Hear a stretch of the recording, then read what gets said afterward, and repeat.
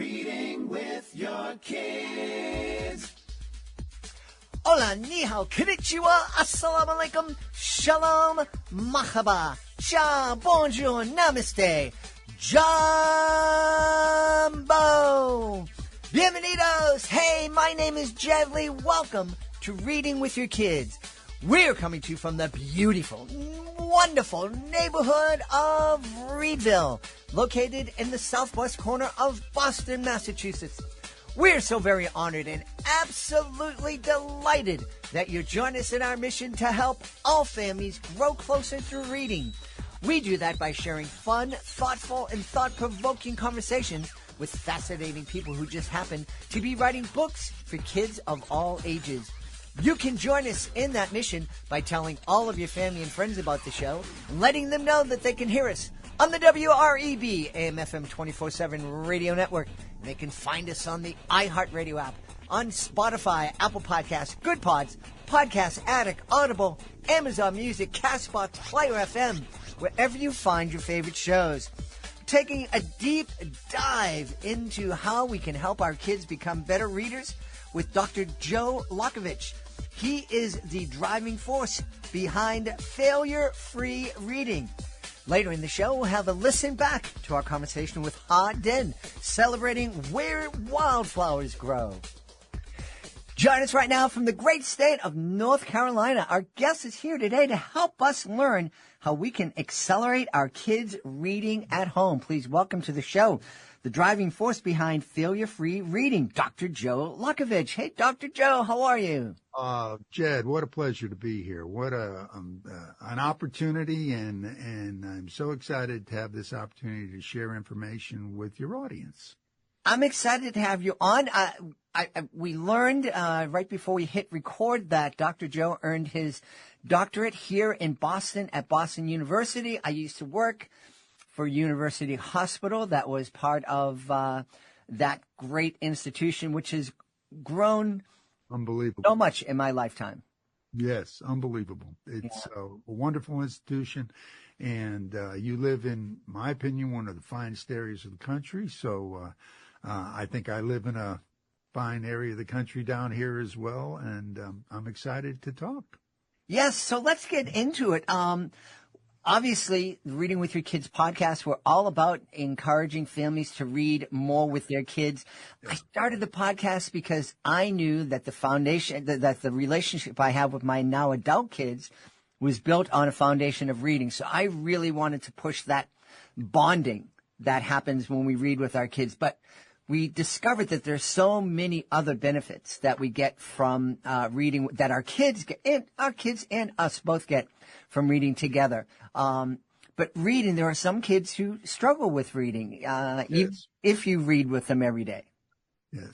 Yes. And let's just start, and I agree with you. Reading is a tool. Reading aloud to your child is a significant tool. And like you, I started the process when I had 5 children, who are now adults, who gave my wife and I 14 grandchildren, who all live within 5 miles of our area. So I want to explain one thing. There is a misnomer that's going out there, and I want to correct it. And there is no such thing as the term empty nester. I am a victim of what's known as boomerang children. I threw them all out, and they decided that they liked it so much that they all came back, and they came back with more. And I'm saying that in tongue in cheek. Mm-hmm. Mm-hmm. Yeah, they're not all living in the basement, are they? No. Okay. Fortunately, they're all out of the house, but you'd never know it because they all come back. And what's funny is they come back with the kids, and then they revert back to being kids. I don't understand it, but I wouldn't. It's a blessing. My wife and I are so happy to have it. And but what's nice too, Jed, is it gives me an opportunity to revisit many of the things that we were able to do with our kids when they were young, and we're doing the same thing with the grandkids. So what I'd like to do is just share with your audience some things that I believe are essential. I have a lot of 3-word phrases, so I'll start with one, and that is input precedes output. Input precedes output. What that basically means is this. You have to get it into the system before they can express it and demonstrate competency afterwards. So one of the things that parents have to do is to realize that reading with your kids, you're doing it for a variety of different purposes. One, you're trying to instill the love of reading. So you're doing it for joy, the joy that you experience with your child. So you always want to make it a joyful experience. One of the things that I learned when I was very, very early in parenting was that it's awful difficult to try to be both a parent and a teacher. Mm. And sometimes you can't wear those two hats. And if you're going to have a hat, have the hat as the parent.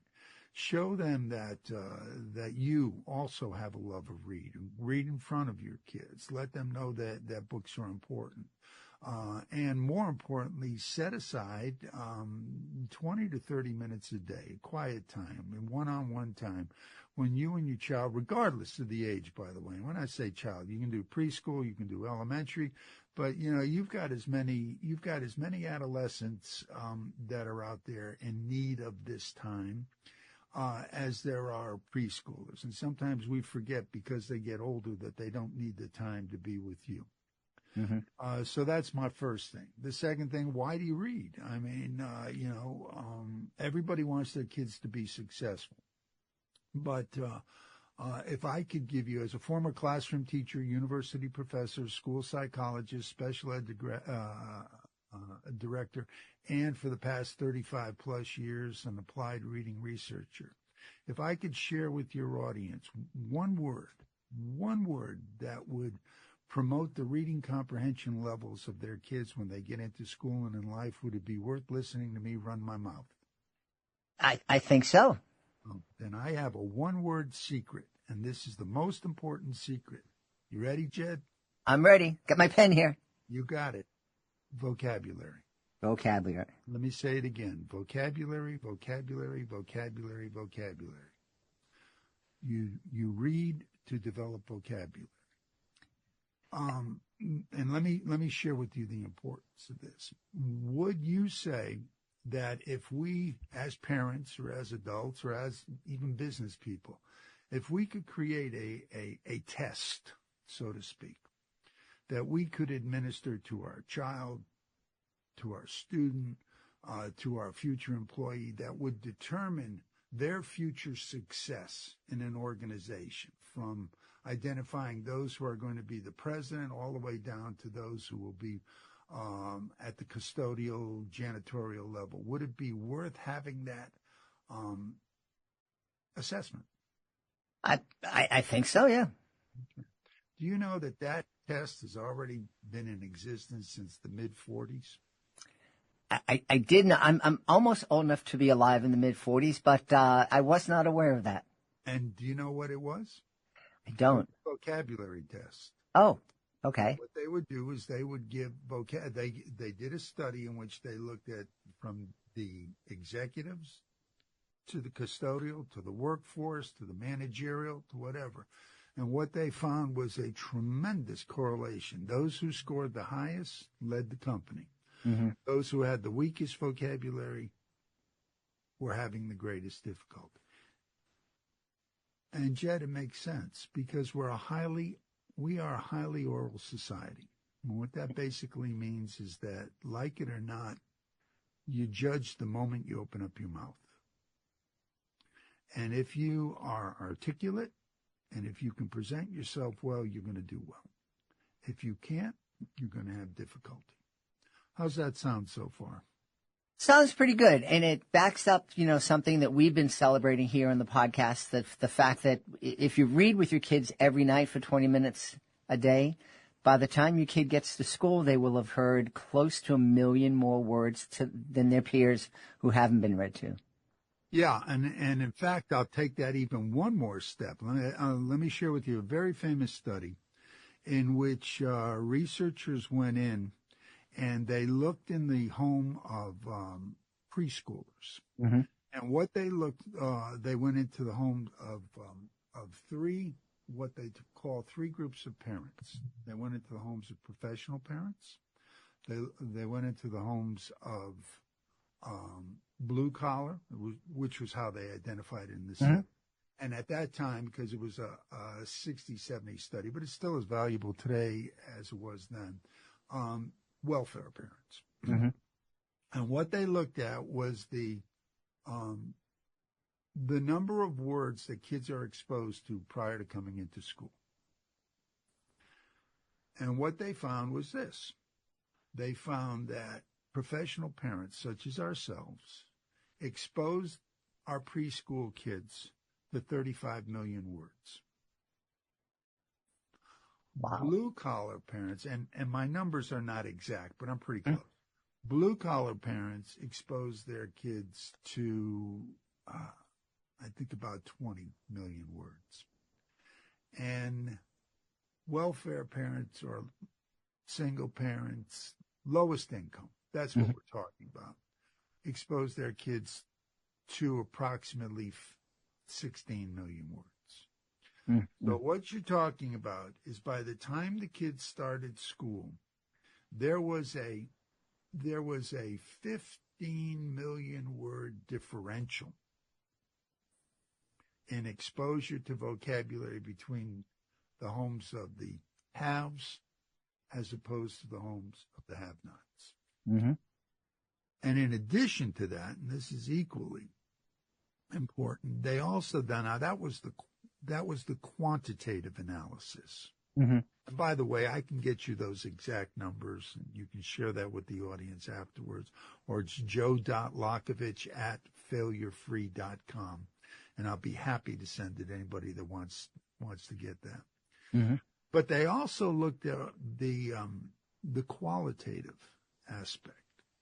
And what they found was, and they looked in terms of not only the sheer volume, but they looked in terms of the type of interaction that occurred between the haves and the have-nots, parents and their kids.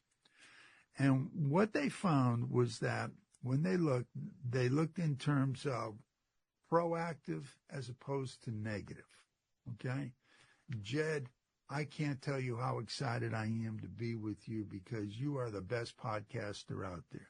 That's a proactive, positive conversation as opposed to, why am I here? This is the biggest mistake I ever made.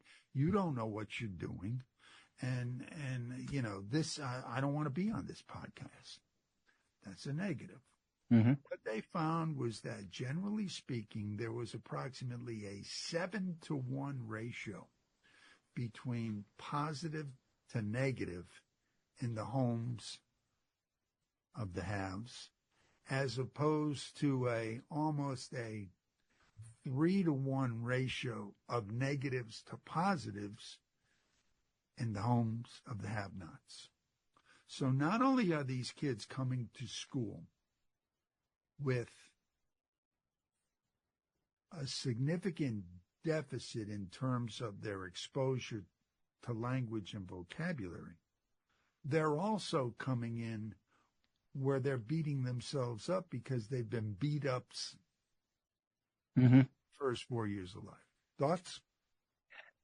I had no idea that was, that they had the study that showed that.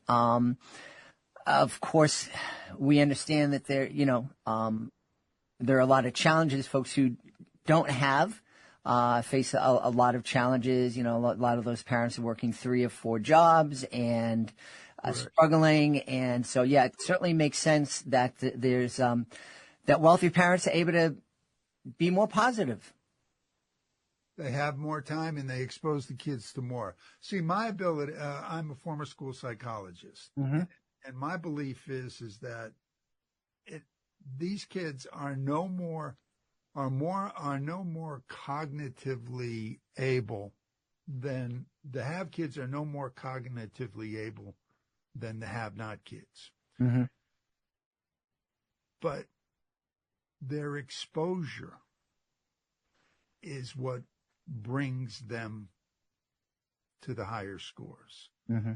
For the most part, an intelligence test really doesn't measure innate cognitive ability as much as it measures, in many cases, exposure.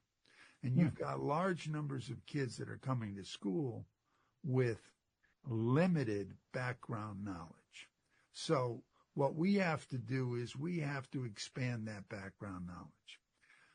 My research has found, again, that there are 3 words. If you want to improve reading comprehension, vocabulary is one, obviously. Mm-hmm. The second 3 words are reading is relating. Reading is relating. Kids cannot read for meaning something they can't relate to. Mm-hmm. The more they know about a topic prior to reading, the better they will be able to understand it as they read. So if we're talking about a kid who loves baseball, but he's been identified as a reluctant reader because he doesn't want to read about Sally taking a trip to Norway, that kid is probably better served and is going to be more excited reading a book about Roberto Clemente or Wade Boggs or another star. That's right. Tap into what they like. Mm-hmm. Tap into what they like. And here's the other thing. Reading is the most significant tool that you can have, probably the best tool that you can have to develop vocabulary and language. And so what parents have to understand is you read for the joy, but you also read to develop their vocabulary and their general knowledge. So when you're sitting down with your child, the more you expose them to sophisticated language, the more you expose them to broad general concepts, the better it's going to be. You know, one of the things that I've heard that I was criticized for, especially when I was working for a university hospital, I was working for a school for kids who had severe developmental disabilities. Yes. And one of the things I often would hear from the therapist was, you're talking to them like they're just kids and, guys that you hang out with. And I'm like, yeah, absolutely. And you and that's what I say. We look 35 years of research, 9 published studies in national and international journals, clocked over 2 million direct instructional hours in school districts across the United States, served 10 plus thousands of kids and hundreds upon hundreds of kids. But if I could sum it all up, it's this. We're underestimating the ability level of kids. Mm-hmm. And the enemy is not the teacher, the parent, the administrator, or the school district. The enemy is the instructional approach. Change that approach and you'll change performance outcomes. So what we have to do is we have to always exceed and raise expectations. Mm-hmm. And don't do it on natural markers. Oh, my child is 3 years old, therefore I can only work with 3-year-old preschool material. My child is 7 years old, I can only do that. That doesn't fly. My methodology is an acceleration program. And my biggest argument goes back to what you just said.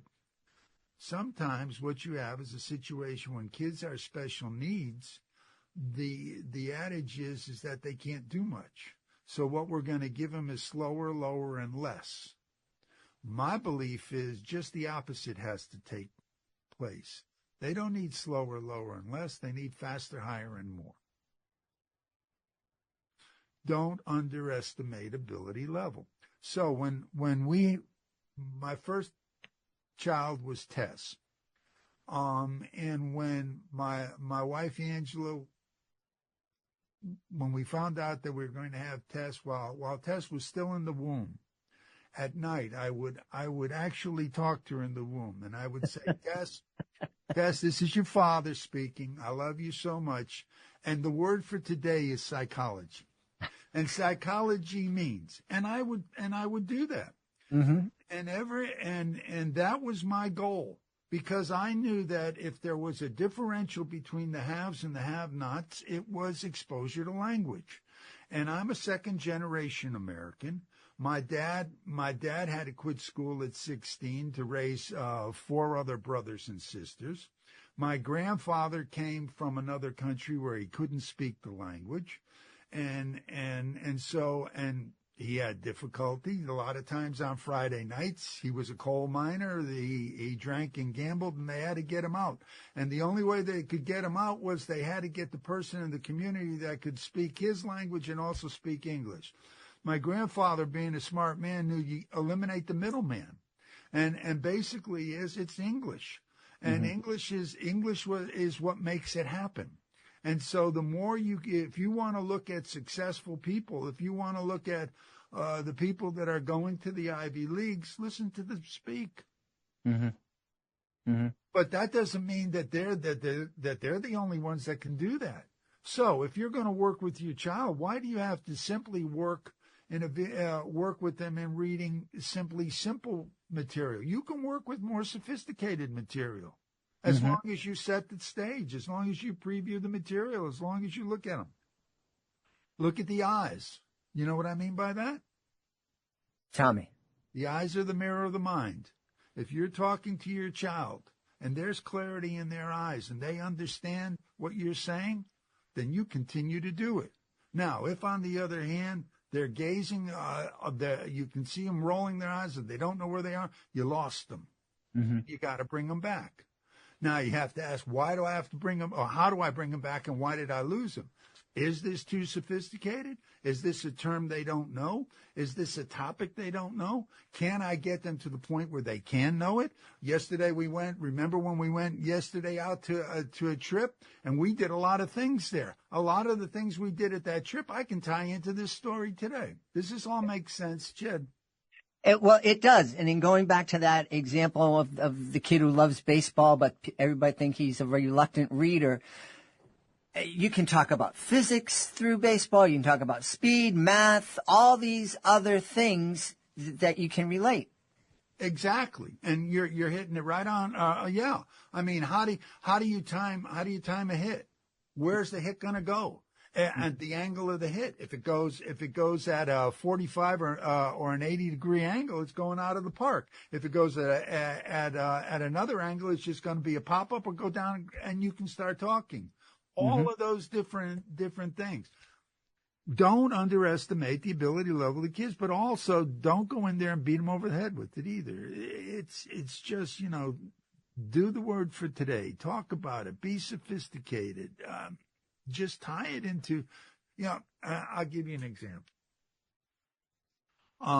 One of the unique features of my program is the speed at which I can demonstrate efficacy. And so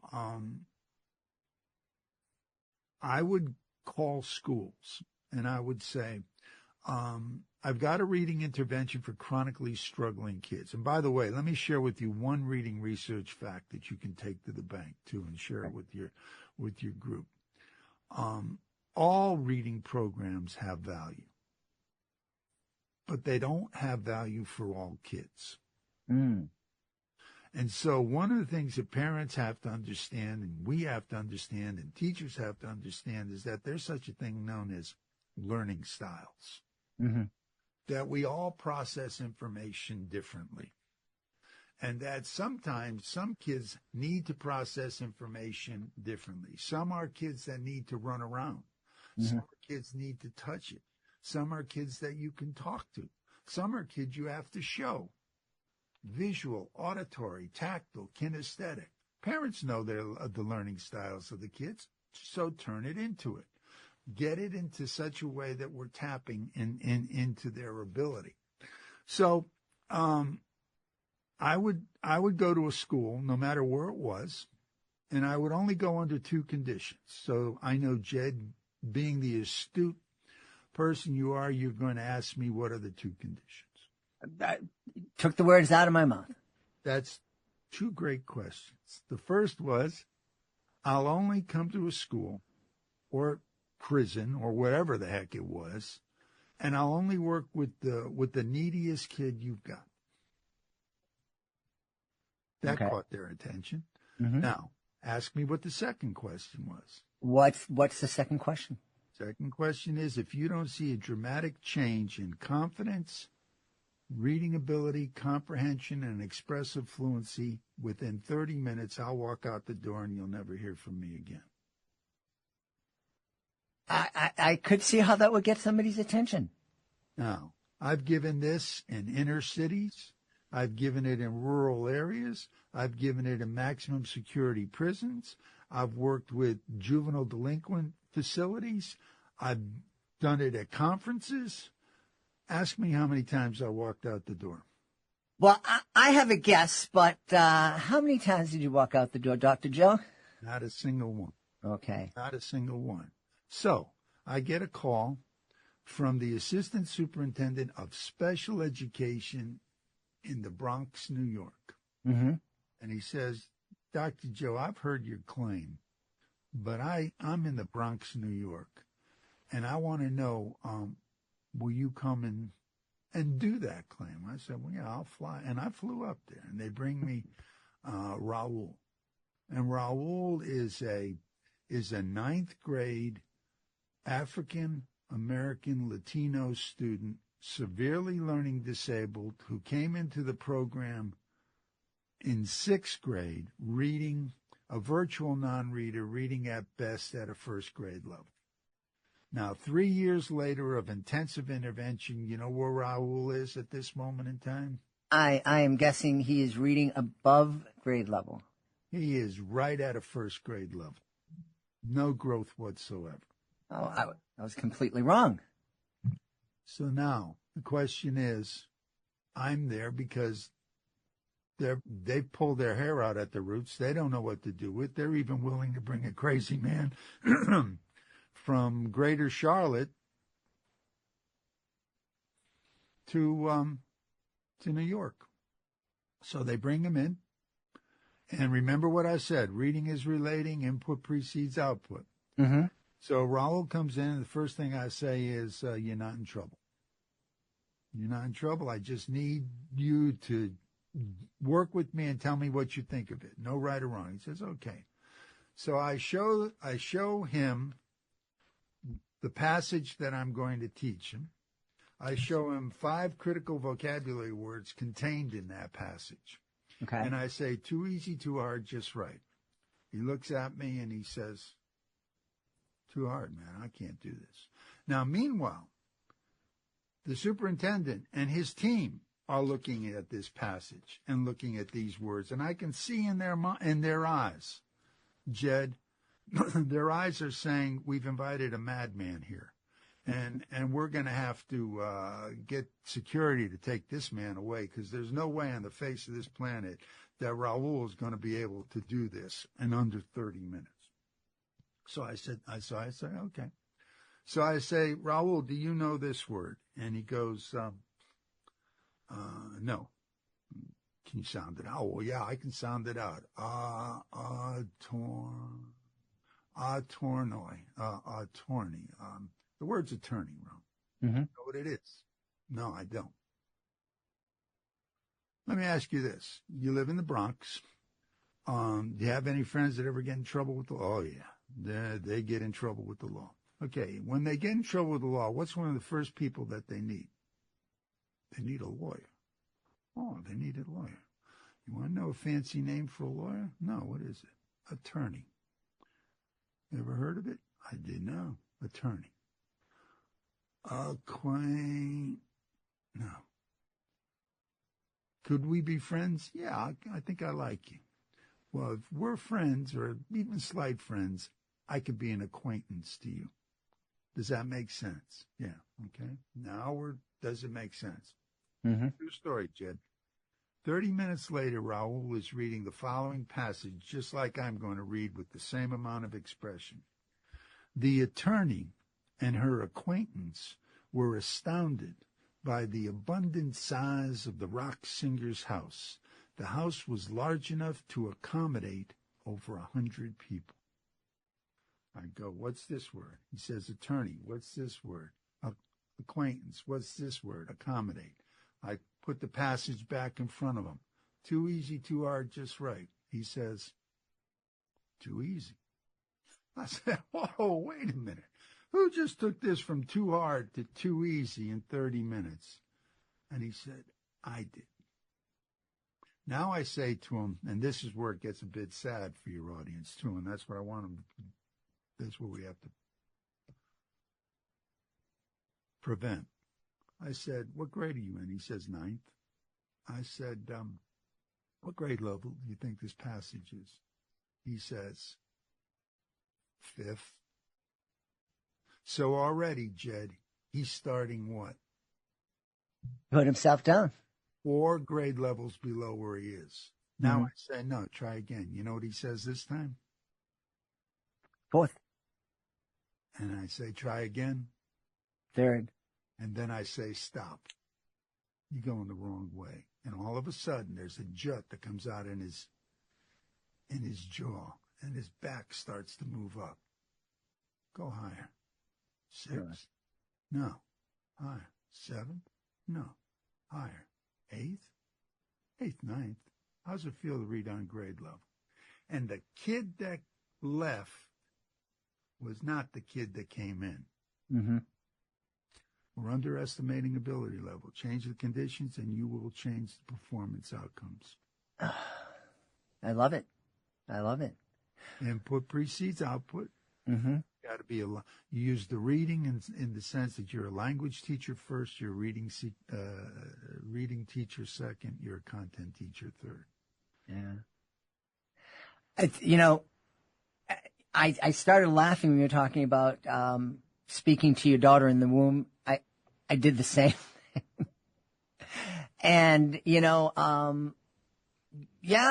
and a lot of what I did was on instinct, just like, and I think these are pretty, and both of my kids are successful and very bright. So I'm really hoping that parents are going to listen to this and take it to heart. Obviously, you are providing at Failure Free Reading, you're providing more than just a 20, 25, 30-minute conversation that parents can listen to. There's more there. Could you very quickly, if there's a parent out there who wants to check out Failure Free Reading, what is it that you're going to do there that they're maybe not able to do at home? Or is it just you're able to help them get through this by themselves? Well, what we're going to do is we're going to help them expose them to more sophisticated language, expose them to the opportunity to be able to read with fluency. Because one of the problems we have is people believe that reading is getting the words right, and that's not reading. If you want to know how well your child is doing, for the preschoolers, what you want to do is read the eyes, ask the questions, and use reading as a vehicle in order to expand their general knowledge base. When they get into school, and if they're not doing well in school, you've got to look at what is the approach that's being used, and how does that work into your child's learning style. And so one of the things that we do is we give them an assessment and we determine where those kids' current academic English reading level is, and then we'll start them at that level. We've got a self-pacing program that parents can put on their kids. I like it when it's 5 to 6 years older and old, that the kids can work at night. They can self-pace. So I'm here to help parents accelerate. If they're middle school kids, we have a program called Verbal Master, which is an accelerated vocabulary program where we teach critical 6th, 7th, 8th, 9th, 10th, 11th, and SAT, ACT level words in a literacy approach. So www.failurefreereading. There's a way in which if a parent would like to do a consultation, they can sign up for that. If they're a parent that has a real significant need, that's it. I've got a couple of books that are out there. I'm getting ready for second edition of the Failure-Free Reading Methodology, New Hope for Non-Readers. But the other one is Faster, Higher, and More. You can get that Lockavitch on. That'll be another second edition, but it's still good right now for many of the things we talked about. Wonderful. So failureFreeReadingOnline.com is a place where folks can go to get in touch with you and learn more about your programs. Yes. Awesome. This has been fascinating. I could speak to you, I think, for hours, but I actually have another interview to do in a few minutes. But I love this. And if there's a parent out there who is listening and saying to themselves, oh, great, easy for you to say, Dr. Lockavitch, you have a doctorate, you have all this education, but I'm that guy that's sweeping up the factory there because, my boss knows so many more words than I do. And how am I going to help my kid develop all that vocabulary when I don't have it myself? Well, number one, you have Verbal Master, which is an accelerated vocabulary that they can use to accelerate their own vocabulary. Awesome. Again, you're judged, all you are, it has nothing to do with cognitive ability. It has everything to do with exposure. Mm-hmm. And if you can give your kids 30 minutes a day, you can give yourself 30 minutes a day and improve your vocabulary. You improve your vocabulary, you're going to improve your life. Awesome. I love it. I love it. Something to help our kids and also help ourselves. Love to. Love to work with you. This has been a fascinating conversation. We've been talking with the driving force behind failure-free reading. Our guest has been Dr. Joe Lockavitch. Dr. Joe, thanks for being with us. Thank you so much, Jed. Before we invite our guest into the studio, I would love to invite you to visit a very special website. It's clownswithoutborders.org. Clownswithoutborders.org. This is a group that I absolutely adore. I am part of Clowns Without Borders, and I had the honor of being part of the 2023 tour of El Salvador. I had so much fun joining with artists from all over the world to bring a smile to people who really needed it and really appreciated it too. And we would love for you to join us as a monthly Joy Maker. Joy Makers, they're a family of people just like you who love to laugh and make other people feel good. So please take a moment and visit clownswithoutborders.org and consider joining me as a Joy Maker. Join us right now from the beautiful state of Texas. Our guest is here today to celebrate her really powerful picture book. Is called Where the Wildflowers Grow. Please welcome to the show, Ha Din. Ha, hi, how are you? I am doing so great. Thank you so much for having me today. I'm really happy that you're on the show today. I think I think the universe works in very mysterious ways. This interview's been rescheduled a couple of times, and so I really appreciate your patience with us in making that happen. But there are things that are going to be going on in my life that I think it's really appropriate that we're talking about this book today. This book, as I understand it, tells your story. Is that right? Yes, it's based on my memories of living in a refugee camp in the Philippines before I moved to America from Vietnam in the late 1980s. I have memories of one of the mass migrations from Vietnam. I think it was called the Boat People, where people would literally, I think we've forgotten right now, were risking their lives. And we hear a lot about people risking their lives going from Cuba to Florida, which is a treacherous journey of about 90 miles. But the journey that folks took to get from Vietnam to America was much more treacherous. Yes, much more treacherous and much more dangerous. Lucky for our family, we were able to go through the United Nations. We received amnesty with refugee status. And so we actually flew from Vietnam to the Philippines to stay in a refugee camp.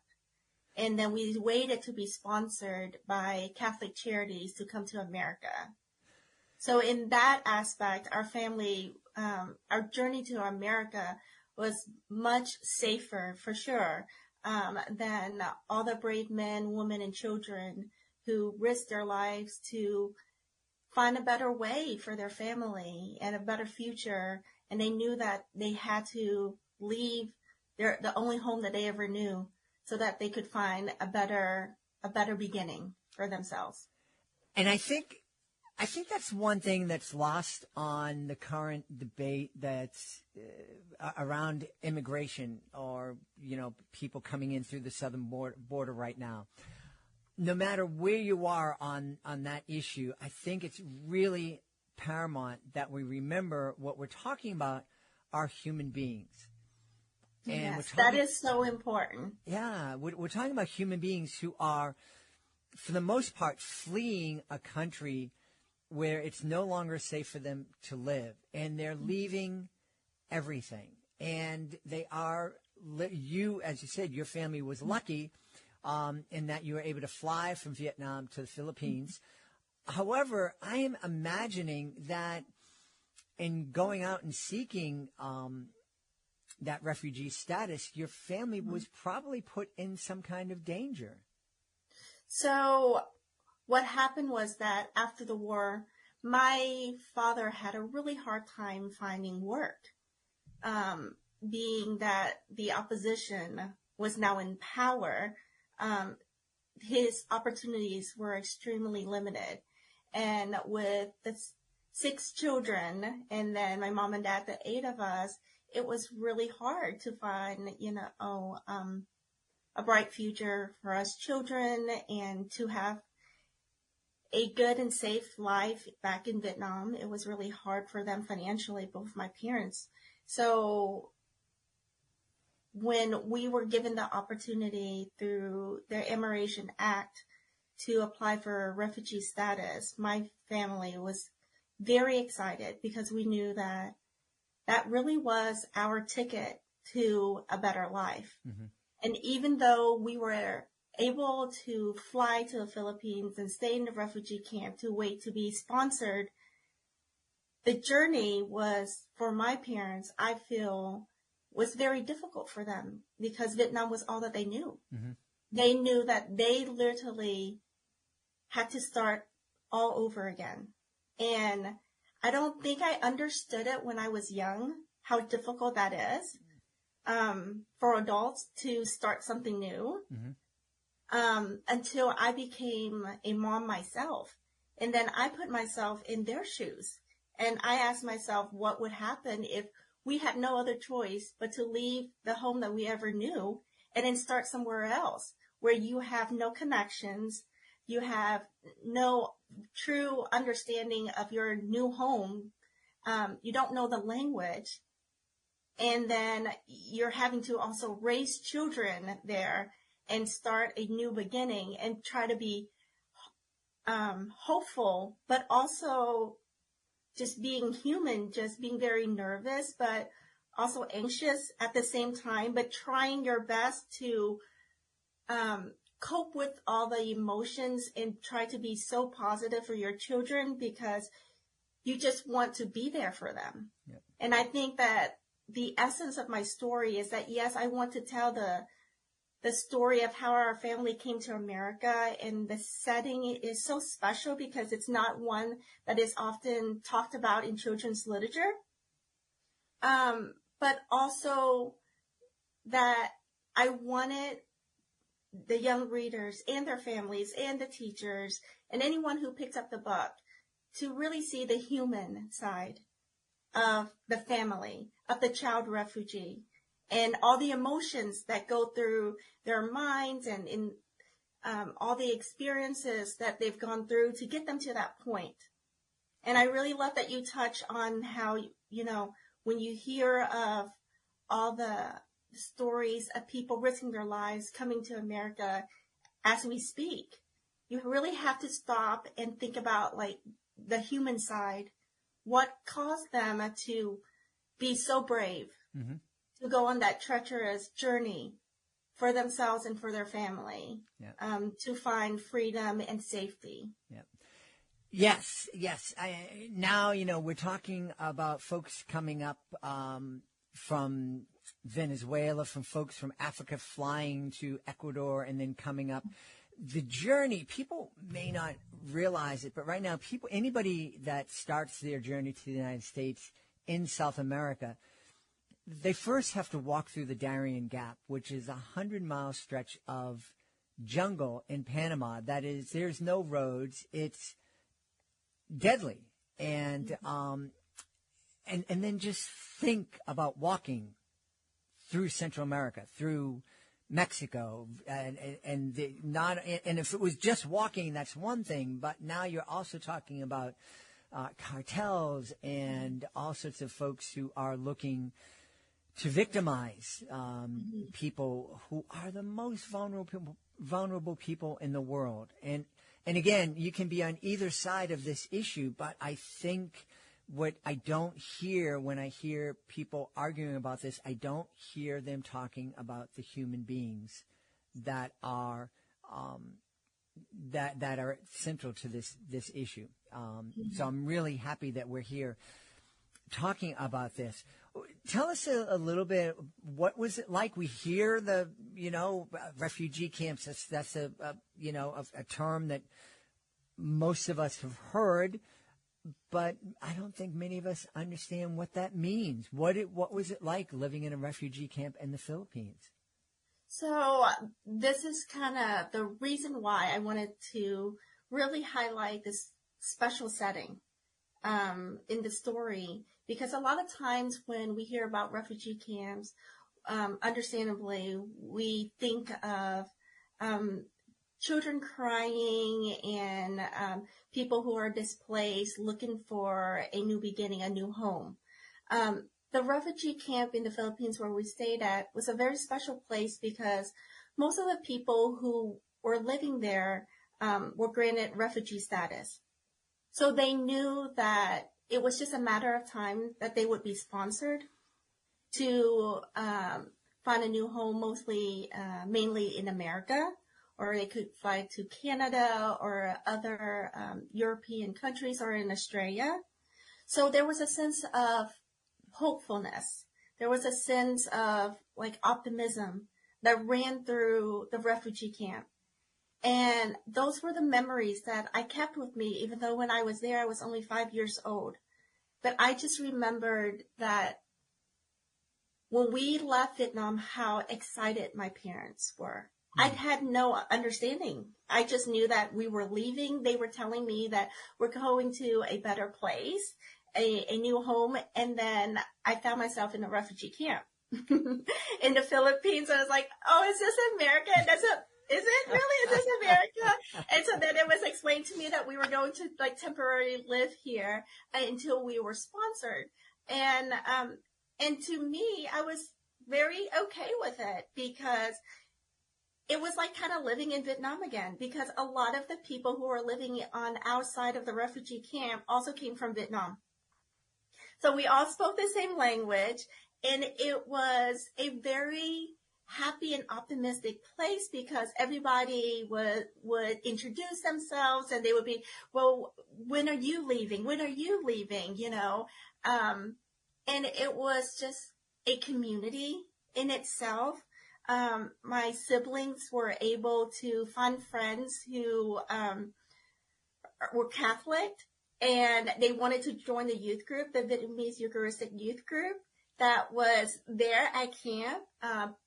That people came together and they're like, oh yes, we believe in the same faith. Let's start, our own church. And that's what they did. And my siblings got to know the kids there and they wanted to join the youth group. So then they came home and told my mom, Mom, we want to join the youth group, but they said we have to be Catholic. What do you think about that? And lo and behold, my mom had been praying when we were in Vietnam. When she went to the market every day, she would go past a church and she would stop by a statue of Mary in front of the church, and she would pray. And she would pray that one day, if we were ever given an opportunity for a better life to come to America, she would allow her children to follow the faith. Now, my parents, my mom has already passed away, but both my parents, they didn't really have a religion that they followed. They're kind of like Buddhists just by tradition and by culture. but they didn't really practice it. And so this was really special when my older siblings came to my mom and asked for it. She just knew that it was kind of like a guiding light from the beginning that just kept shining its way into our family and into our path to America. And so she said, yes, if this is something that you choose for yourself, you have to be committed to it and you have to follow the faith, and you can decide for yourself if this is the path you want to take, but I will be there. We will be there to support you. And so that was kind of like our family's first taste of like, this is a freedom, freedom of religion happening in our own family. And it was just really special. And so then my siblings were then connected with more friends in the community, and my parents got to know other families, and we were able to go to English classes and really got to know the Filipino teachers who taught there at camp, and really welcomed us with like both arms and made us feel welcomed and that we belonged and that we all deserve a better future. What a beautiful story. And, I really love this. I'm imagining that a lot of folks, when they hear, a picture book about people living in refugee camps. Yeah. I don't know. That sounds kind of depressing. And I don't know if I want to read that with my kids, despite, the great conversations we can have. But it sounds like this is a really wonderful, upbeat, love-filled book that can absolutely spark some great and really needed conversations with families within a family. But I also think it gives a lot of hope, and just what a beautiful story. Like, even in the darkest times, we can find each other. We can find a community. We can see that, yes, we all belong to this beautiful human family, and we can lift each other up.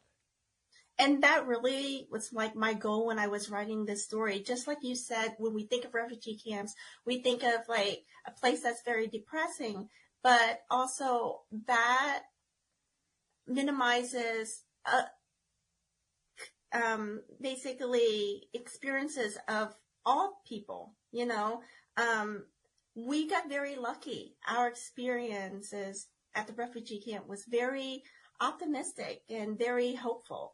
And that's what I wanted to like bring to the table. That's what I wanted to highlight. Like you said, like in situations where like we find that it's so difficult, children are also going through it. They're also processing it. They're also trying to unpack the best that they can with the limited resources and knowledge that they have of what is going on. And that's what I wanted to show the reader, like through the character, that even though she's in a refugee camp, that is happiness to her. She came from Vietnam, where she saw and witnessed her parents struggle to make a living, to provide for the family. And then suddenly now they're living in a bunkhouse, but the food is provided to them. They're all going to school. They're surrounded by a community of, people of similar backgrounds, and they're all speaking the same language. They're all being very happy and optimistic. And she doesn't understand why she has to leave. To her, in her mind, that's America. Like, okay, so this is it. This is how wonderful, like, you're coming from a place of hardship, and then now everyone is happy and optimistic and hopeful. And then it's like, okay, but today is moving day.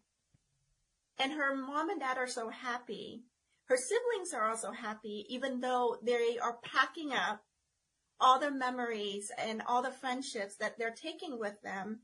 But she's young. She doesn't understand why leave now, because they finally found a place where they're actually very happy to be there. And so Ha is trying to think through everything and balancing and saying goodbye to her best friend, and saying goodbye to her teacher, but also thinking and keeping that hope that everyone is feeling around her. and knowing that, yes, there is anxiety there that children feel, and it's very real. There are mixed emotions that children feel that are very real, but they also are so resilient that they will find the good in every single situation that they're in, and they'll find a way to grow from it. And that's why we named the story Where Wildflowers Grow, because we really want to use the image of wildflowers growing anywhere and everywhere around the world. Wherever life is possible, wildflowers will grow. And it's carrying that hope with her to America. Well, I'm really excited. I mentioned earlier that this is a really timely conversation. I am about when people are listening to this podcast because we record early and then release it later on. By the time people hear this, I will be in El Salvador with a group called Clowns Without Borders, and I'll be performing for families in refugee camps, folks who are leaving Venezuela and other countries, migrants and people who've been displaced internally in El Salvador due to violence. And it's something that I've been looking forward to, something that there's a little bit of apprehension because this is a new adventure for me, and I'm a very old man. But you've just given me all sorts of I'm really looking forward to it right now because what I expect I'm going to find is a lot of smiles and some real communities, and that makes me very, very happy.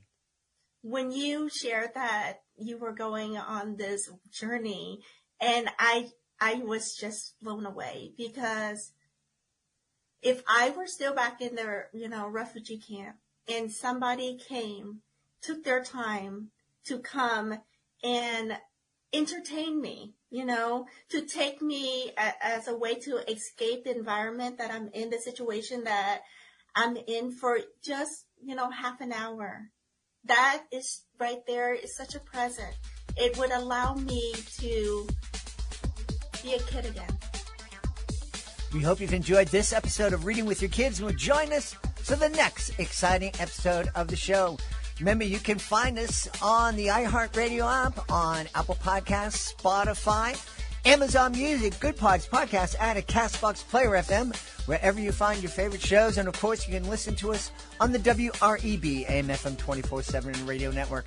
I want to thank the folks who made today's show so wonderful, starting with our guest, Dr. Joe Lockavitch. Please be sure to check out his failure-free reading program. I also want to thank Ha Din for helping us celebrate Where Wildflowers Grow. I want to thank my team, Fatima Khan, Rory Grady, Chris Doherty. I want to thank my beautiful wife for all the support she gives me. Most of all, we all want to thank you. Thank you so much for taking the time to join us today. And as always, thank you so very much for taking the time to make the world a better place. You do that every time you read with your kids. I'll be looking for the next episode of Reading with Your Kids.